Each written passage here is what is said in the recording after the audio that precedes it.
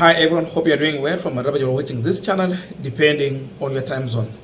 Now, yesterday, after the heinous act of police officers during mass action, Raila Odinga issued a statement, and in his statement it was very clear that they are going to continue with mass action until William Ruto will listen to Kenyans. In fact, let me just quote what he said. This time round, there is no moving on until Ruto shows the willingness to listen to the people and repeal the Finance Act 2023 to lower the cost of living. Habanduki. Raila is serious on the issue of mass action, and this means life and death for Kenyans. Because that financial bill, it means a lot. Either you are in business or you are not in business. Either you are employed or you are not employed. Whichever way. Because it touches on basic commodity from food to other items. It is touching on your salary. It is touching on your investment. It is touching on your business. It is touching on your children. Because of this, and the Kenyans have shown the willingness to fight this war, Raila has confirmed that he is ready to lead this war. After that, we have seen Kithure Kindiki issuing threats and intimidation to an extent of threatening to arrest Raila Odinga and other people they believe, because silently they are saying that Uhuru Kenyatta is part of this team trying to finance the mass action in this country. And because of this, they are issuing a threat. Then I ask myself a question. If someone has an intention of arresting you, will he issue threats or he will come for you? That sign alone tells you that this government is coward. You can imagine of a member of parliament from the government side, Kagusha, going on a live TV alleging that Raila Odinga paid some police officers who are in uniform, getting order from Kithure Kindiki to use live bullet on a demonstrator so that he can kill some people during mass action. Then from there he can use it to send a threat to the government or negotiate. Just look at that. So the narrative is changing because they know very well the mistake they have done. Now they want to lay some ground there of shifting blame that Raila Odinga paid police officers. Paid police officers to use live bullet on the demonstrators. Umeitisha maandamano. Wananchi wamekuja. Alafu pia wewe uko na uwezo wa kuambia police shoot this, shoot that. Is Kagusha confirming that Ruto is no longer giving direction to police, that police are taking direction from elsewhere? Then is Ruto safe? All this is meant to divert the attention of Kenyans on exactly what police officers did and who was giving orders to these police officers. They can never convince anyone on this. They cannot face off Raila Odinga with the reality the way they're saying. They can't face Kenya because arresting Raila Odinga means touching on Kenya as a country.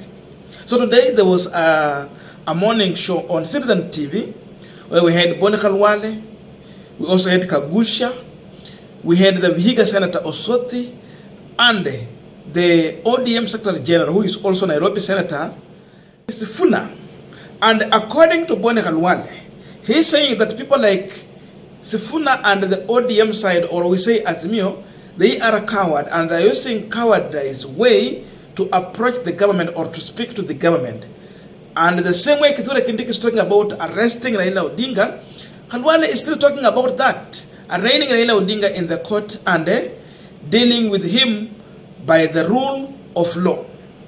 But Edwin Sifuna is promising a lot to Khalwale. And the response from Sifuna is a clear warning to the government. In fact, he has just communicated what Raila had not confirmed, but he's confirming here. Listen to him.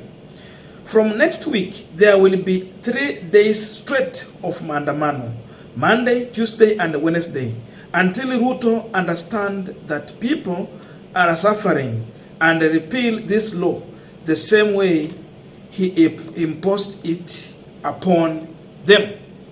In fact, Kenyans .co.ke is using a good language. Edwin Sifuna has described the way they are going to do it, like pulling the head of ostrich from the sand so that it can get to see. It's like Ruto is refusing to see the obvious.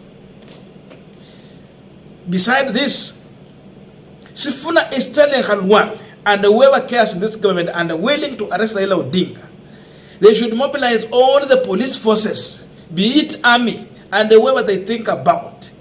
He is ready to show them Raila Amolo Odinga's home to go and arrest them. They rather stop making noise. They move on with their plan to arrest Raila Amolo Odinga. Listen to Edwin Sifuna lecturing Khalwale and the Kenya Kwanza government, indeed putting it the way it is in black and white. His own county of Kakamega, that man is not coming to Sifuna. Khalwale votes to deny Kakamega money. Then he comes here to tell people that, oh, Sifuna is a coward. You are the biggest coward. Where is the money? You are the biggest coward because you cannot, in the face of your the choice between the rights of your own people, Kagushia, and the directive that you have received from State House, you chose to capitulate because you fear William Ruto. Who's the coward here? Number two, Trevor, we have spoken about defacing Raila to do. I am telling you, Khalwale, stop talking. Today, you and Kagushia go and get the entire army of the Kenya Defense Forces if you want. I will give you the location of Raila. Come and arrest him. You people are cowards. Stop talking and threatening us. Next week, we are with you on the streets. You can arrest me now. You can arrest me now. Take me to court. You don't take people to court to test a law. You take somebody. Khalwale, you are a seasoned lawyer. You are a seasoned politician. You should know how the criminal justice system works. You don't take somebody to court. You don't take somebody to court. Let us just find out how Article 37 works. No.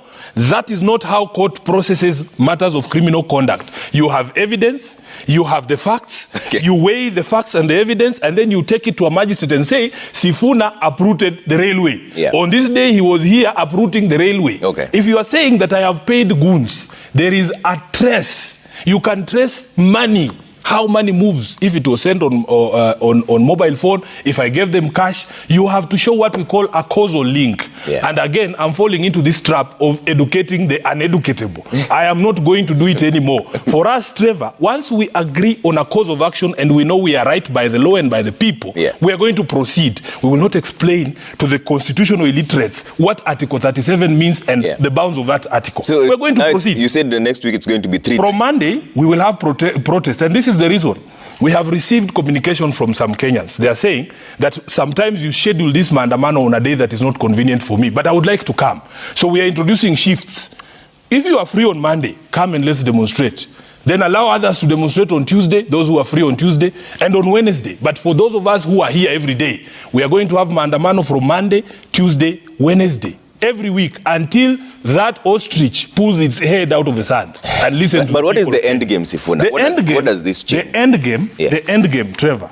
We have said here that we have used all the language we know. We have tried persuasion. We have even tried mediation through the fake dialogue that was initiated by Ruto. We committed our all to have that conversation with these people. They refuse to listen. You bring a bill and then you claim to engage the public in participation on the creation of that bill. 99% of the people come and tell you that this is something that we do not want. You trash all their views, Trevor, and yet you exercise power on their behalf. Kagushia cannot tell you on this show that the people that he represents wanted that new taxation, that they are now enjoying the extra taxation. They pontificate about being people who are believers in the rule of law. Even today, Trevor, the fuel outside here is being sold at a higher price in contempt of a court. Then you come and tell us you are the rule of law president. They don't even know what rule of law means. Okay. So what we are saying, Trevor, until you listen to the people, we will grab that ostrich by the scruff of its neck and pull its head out of the sand until they listen to the people. Okay, so it's... Now, we are continuing with the Punchline discussion, but that's a quick request for those who are watching and you have not subscribed, please consider subscribing. To our return subscribers, I must say thank you so much. And again, to all our viewers, please give this video a thumbs up. And by the way, I have about 400 messages I'm yet to read on WhatsApp. It's overwhelming, but I'll try to go through all of those messages and see what's new there. I know many people have sent messages, some stuff that you need me to go through. I will take my time to go through. It has been very, very busy because of so many things. YouTube has been demanding so much, but we will go through that. Thank you so much, and back to this discussion.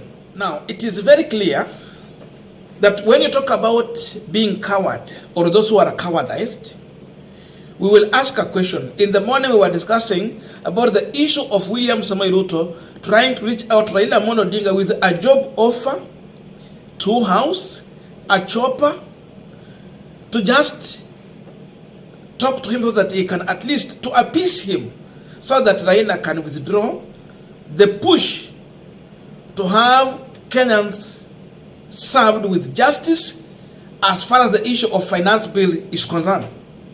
So who is cowardized? Arresting Raila Odinga means arresting an institution, a whole institution. So Raila is not Raila Odinga as an individual. Just the same way William Ruto is not just William Ruto because he's the president. Whatever touches on him, it means you are touching on Kenya. It means yani ukitoa yeye unasema Gachagua akuwe president. So that is it.